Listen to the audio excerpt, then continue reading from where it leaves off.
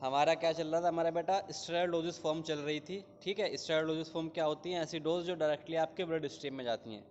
ठीक है, हमने उसकी एडवांटेज देख ली थी, उसकी डिसएडवांटेज देख ली थी हमने। ठीक है हमने फिर देख लिया था कि हम जो ड्रग है, अपनी जो दवा है, वो किन के रूट से हम दे सकते हैं, कौन कौन से माध्यम हैं हम जिनसे अपनी दवाई ले सकते हैं। ठीक है, वो देख लेते हमने। इनफ है, 8 से 9 टाइप आपके इनफ हैं। ठीक है, बुक में वैसे काफ़ी दिए हुए हैं आपके।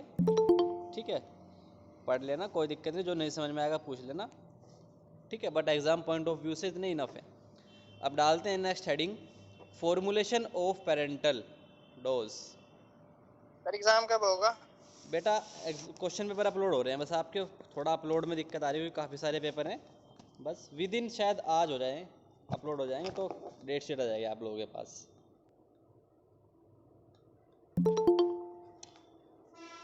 देखिए heading, formulation of parental preparation, FORMULATION, formulation of parental preparation.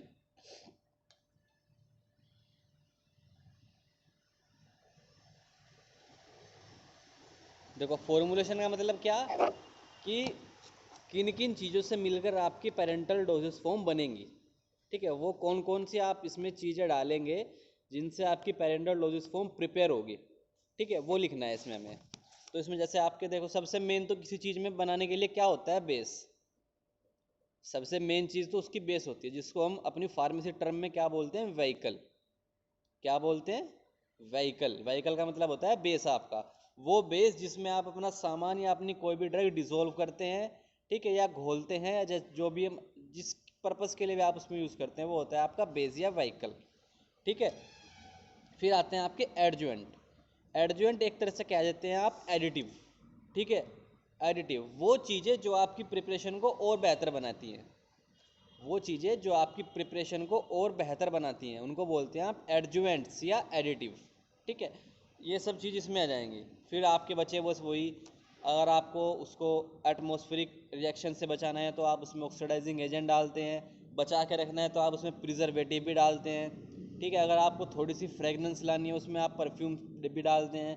ठीक है, थोड़ा मीठा करना है तो आप स्वीटनिंग एजेंट भी डालेंगे। ठीक है, कुछ चीज़ ऐसी हैं देखो जो नाम से समझ में आती है, जैसे आपके पास नाम आएगा स्वीटनिंग एजेंट, तो कोई भी बता देगा स्वीटनिंग एजेंट क्यों डालेंगे हम, ताकि हमारी सॉल्यूशन थोड़ा सा मीठा हो जाए। ठीक है, एक आएगा आपके पास टोनिसिटी, टोनिसिटी एडजस्टर। ठीक है, नई टर्म होगी। टोनिसिटी का मतलब होता है आइसोटोनिक, मीन्स उसका ऑस्मोटिक प्रेशर। ठीक है, आपके सॉल्यूशन का ऑस्मोटिक प्रेशर आपके बॉडी के ऑस्मोटिक प्रेशर के बराबर होगा, तो वो टोनिसिटी एडजस्टर होता है जो ऐसा काम करता है। ठीक है, काफ़ी चीज़ है। फिर बफरिंग एजेंट आते हैं। ठीक है, जो पीएच की वैल्यू आपकी नॉर्मल लगते हैं। तो ये हमें इसमें पढ़ना है कि फॉर्मुलेशन में हम क्या क्या डालेंगे इसमें। ठीक है, तो लिखो, following substance, following substance, SUBSTANCE, following substance are added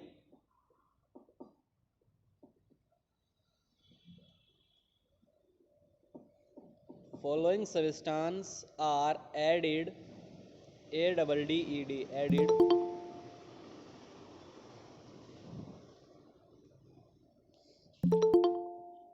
to make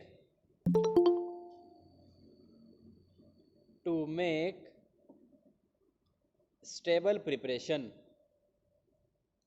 to make stable preparation,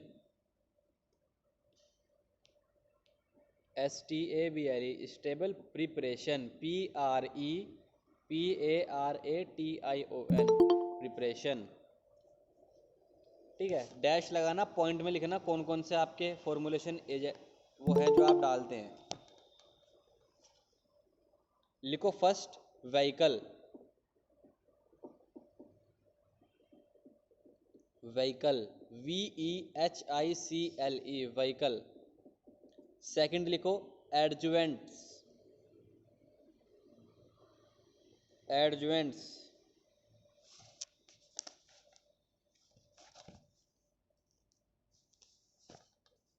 एडजुएंट्स, ADJUVANT, एडजुएंट्स।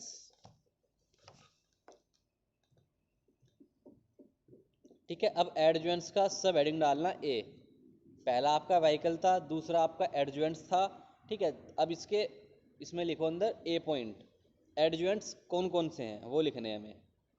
It means, तो लिखो एडजुएंट्स में क्या क्या आता है आपका। एडजुएंट्स में आता है आपका first solubilising agent, SOLUBILISING, solubilising agent.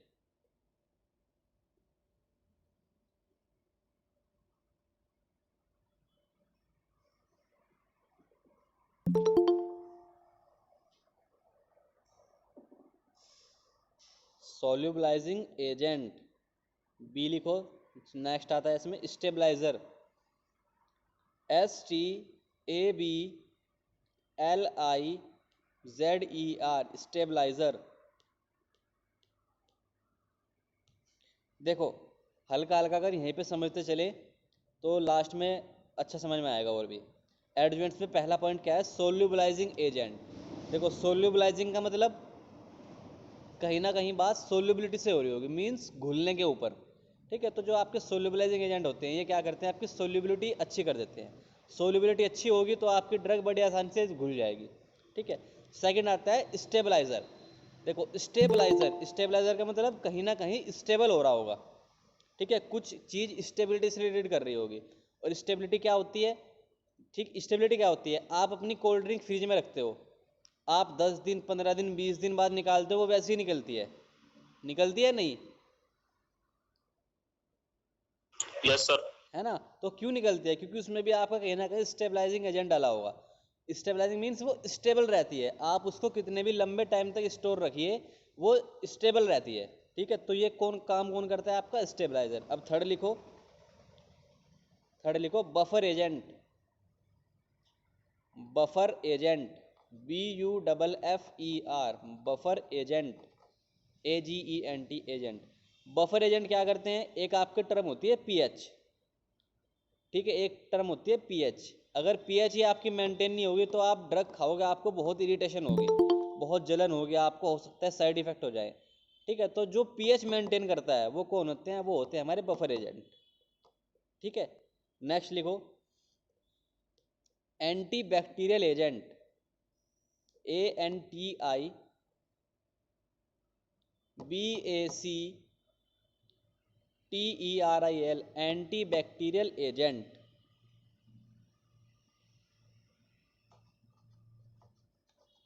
Anti bacterial agent,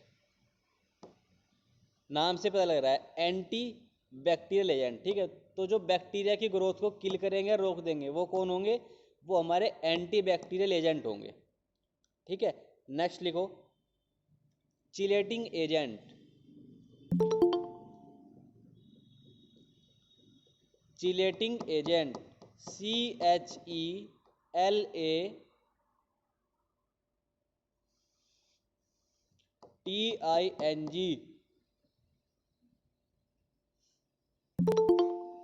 chelating agent, CHELATING,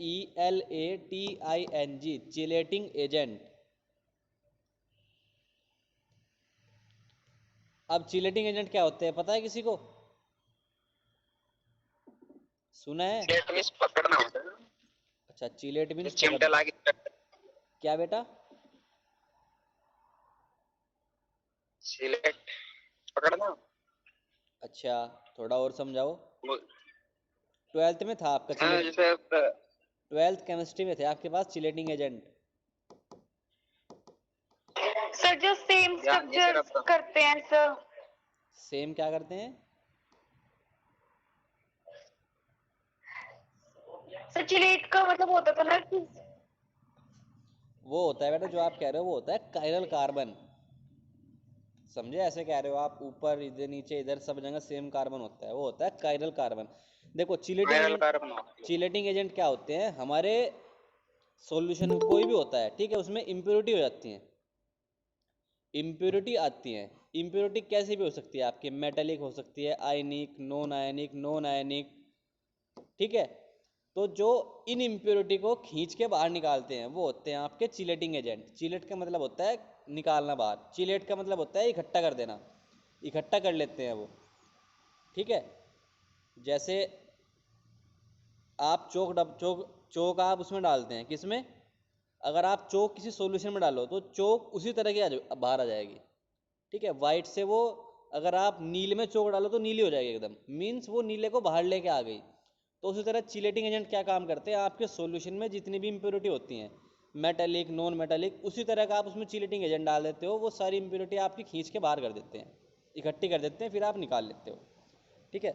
next लिखो suspending agent. Suspending agent, SUSPENDING, suspending slash लगाना मीन्स और, सस्पेंडिंग स्लैश इमल्सिफाइंग,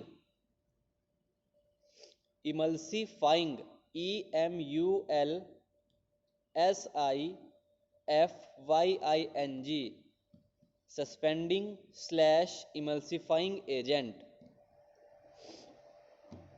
देखो सस्पेंडिंग एजेंट क्या करेंगे, सस्पेंड का मतलब होता है फैलाना, चीज़ों को फैलाना, ठीक है। तो सस्पेंडिंग एजेंट क्या काम करेंगे, आपके सॉल्यूशन में अगर कुछ चीज़ गुच्छे फॉर्म में बन रही है, ठीक है, या प्रॉपर घुल नहीं पा रही है या प्रॉपर फैल नहीं पा रही, तो सस्पेंडिंग एजेंट क्या करेंगे, उन चीज़ों को प्रॉपर आपके सॉल्यूशन में फैलाएंगे, ठीक है। तभी आपके साथ ऐसा होता है, आप दवाई कहीं से भी ले लीजिए, ठीक है, आप जो दवाई पीते हैं आप उसका कितने भी ढक्कन ले लीजिए, आपको सब ढक्कन में एक समान मिलेगी, क्यों, क्योंकि उसमें सस्पेंडिंग एजेंट भी डला होता है, इसलिए। नेक्स्ट लिखो tonicity adjuster, tonicity factor, TONICITY, tonicity factor, FACTOR, factor. Tonicity मैंने बताया क्या होता है, टोनिसिटी वो एजेंट होते हैं आपके जो आपके ऑस्मोटिक प्रेशर को मेंटेन रखते हैं, ठीक है, जो आपका ऑस्मोटिक प्रेशर इक्वल रखते हैं। अगर आपका ऑस्मोटिक प्रेशर इक्वल नहीं होगा तो ड्रग हो सकता है आपके बॉडी में पास ना हो, ठीक है, पास हो भी गई तो आपको बहुत ज़्यादा इरिटेशन हो, जलन हो जाए, बहुत दिक्कत हो जाए, इस तरह की दिक्कत आनी शुरू हो जाएंगे आपको। तो वो जो दिक्कत नहीं आती हैं वो कौन होता है, टोनिसिटी एडजस्टर, ठीक है। एटमॉस्फेयर, सॉरी ऑस्मोटिक प्रेशर, ठीक है, दो टर्म आएंगे आपकी, एक होता है बफर, एक होता है टोनिसिटी। बफर क्या करता है, बफर करता है आपका पीएच, टोनिसिटी क्या करती है आपकी ऑस्मोटिक